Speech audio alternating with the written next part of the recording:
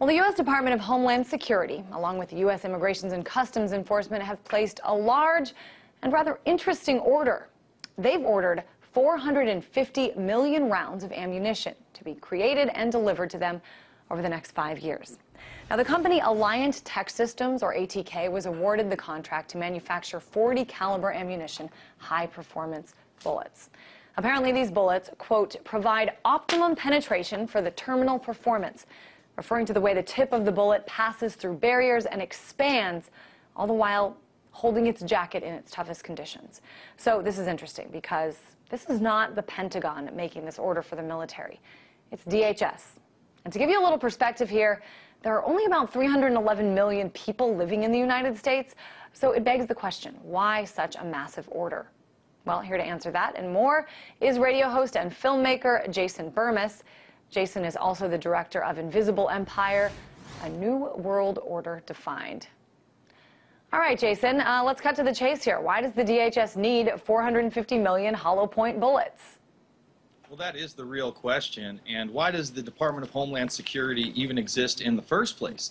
Let us not forget, this is a department that was created in the wake of 9/11, really in the spirit of Hitler's own Deutschland security. And over the past decade plus, they've been given more and more power. And alarmingly, the president has made some pretty crazy power grabs himself in the last few months. Of course, the NDAA and the subsequent bill where they can declare martial law under any emergency and have a kind of super eminent domain land grab.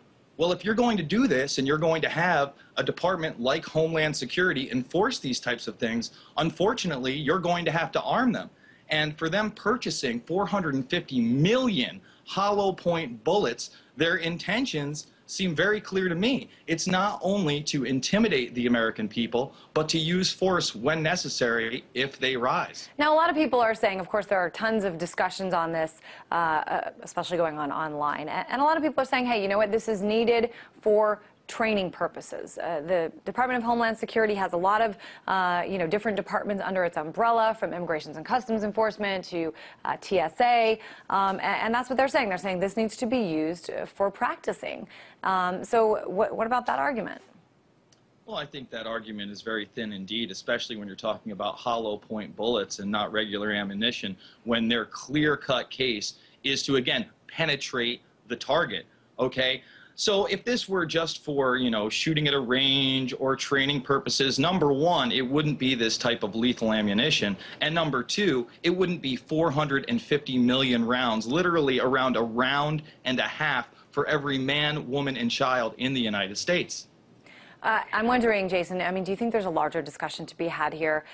Certainly, I've done a couple stories. I know this past November, Black Friday saw the most gun sales ever, and that's continuing. We are continuing to see very high gun sales in the U.S., and we've already seen the DHS also hiring armed security guards to protect federal buildings.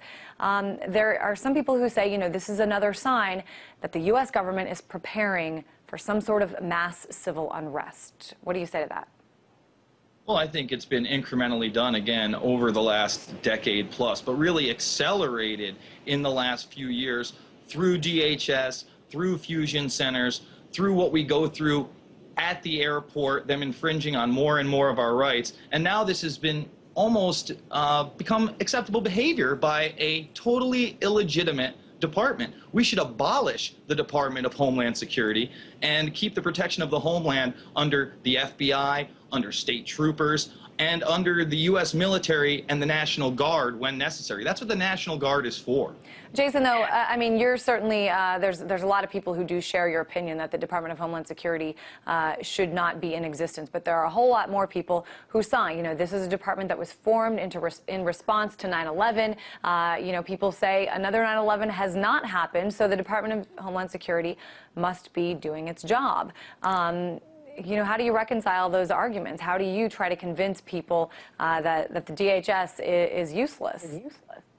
Well, unfortunately, many of those terror plots that you're talking about that have been stopped by DHS and other departments were actually manufactured by those departments in the first place. And then when they want to say, you know, United States citizens might rise up and kill police officers, let's look at the Hutari militia. They've now gone through 2 separate trials where 2 separate judges have acquitted them in full, yet the fear-mongering still continues and the memos still continue that are targeting American citizens, libertarians, Ron Paul supporters, people who believe in God and beyond, literally targeting just about every single American citizen that lives here under one guise or the other.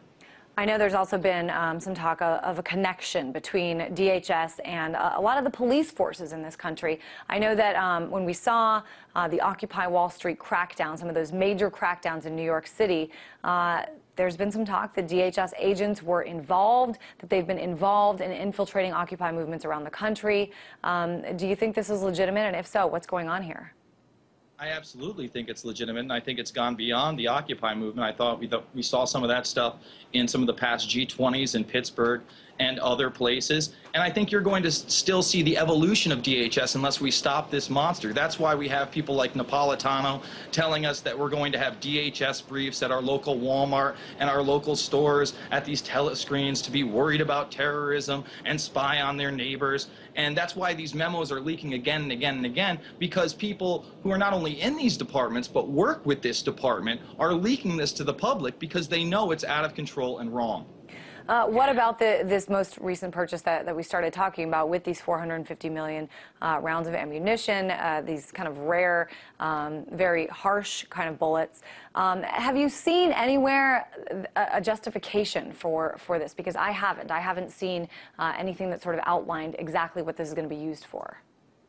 Absolutely not. When are we supposed to turn lethal force on American citizens? The answer is never. Not even in riots, even in countries like Greece that are in economic turmoil and have full-blown riots going on, it seems, every other month, where they're throwing Molotov cocktails at riot police. They're not using fatal intentions. They're not using lethal force. So why is it okay to bring it to this country? The answer is it is not okay to bring it to this country, and we should not be using lethal force against what really essentially are political dissidents.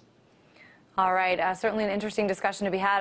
A lot of people still sort of unaware that this is going on, can't really wrap their head around the fact that these kinds of purchases are being made not by the U.S. military, I mean, that most people can understand, but by the Department of Homeland Security. Certainly interesting stuff. Jason Burmis, Director of Invisible Empire, A New World Order Defined.